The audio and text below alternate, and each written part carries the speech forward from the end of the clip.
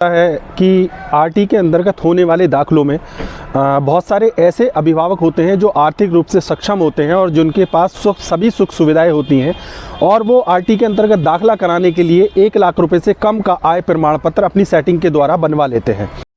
Indian parents association ने RT के अंतर्गत होने वाले दाखिलों का गंभीर मुद्दा उठाते हुए जिला प्रशासन से तत्काल हस्तक्षेप की मांग की है। एसोसिएशन ने आरोप लगाया कि आर्थिक रूप से सक्षम अभिभावक 1 लाख से कम आय का प्रमाण पत्र बनवाकर आरटी का अनुचित लाभ ले रहे हैं, जिससे वास्तविक जरूरतमंद और गरीब बच्चों का अधिकार प्रभावित हो रहा है।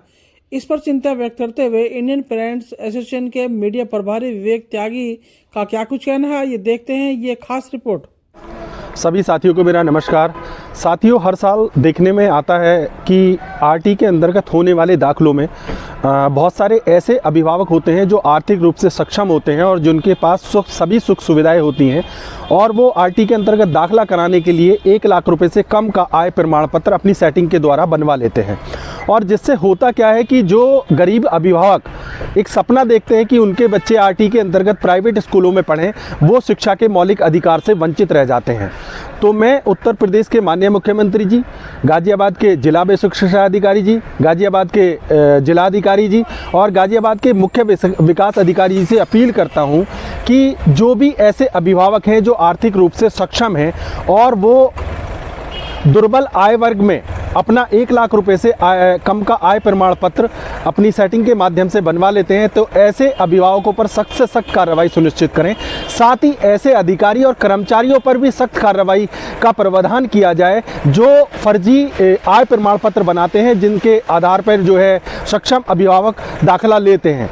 और इससे होगा क्या कि जब ऐसे लोगों पर रोक लगेगी तो जो हमारे ज़िले के अंतर्गत गरीब अभिभावक हैं और जिनका सपना होता है कि उनके बच्चे प्राइवेट स्कूलों में पढ़ें, तो ऐसे बच्चों को शिक्षा का मौलिक अधिकार मिलेगा। और ये दिक्कत हर साल आती है, हर साल हम ऐसा देखते हैं और स्कूल भी इसमें जांच करते हैं, हालांकि उनको ये राइट नहीं होता है जांच करने का।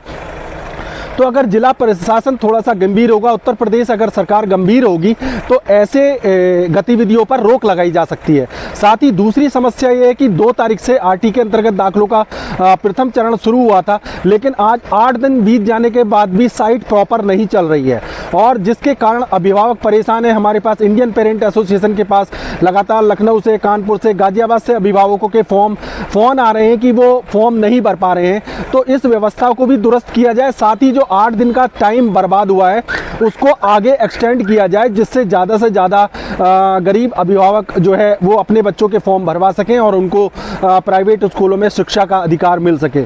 हम इंडियन पेरेंट एसोसिएशन उम्मीद करती है कि उत्तर प्रदेश सरकार इन दोनों ही विषय को गंभीरता से लेगी और इनका तत्काल समाधान सुनिश्चित करेगी। नमस्कार।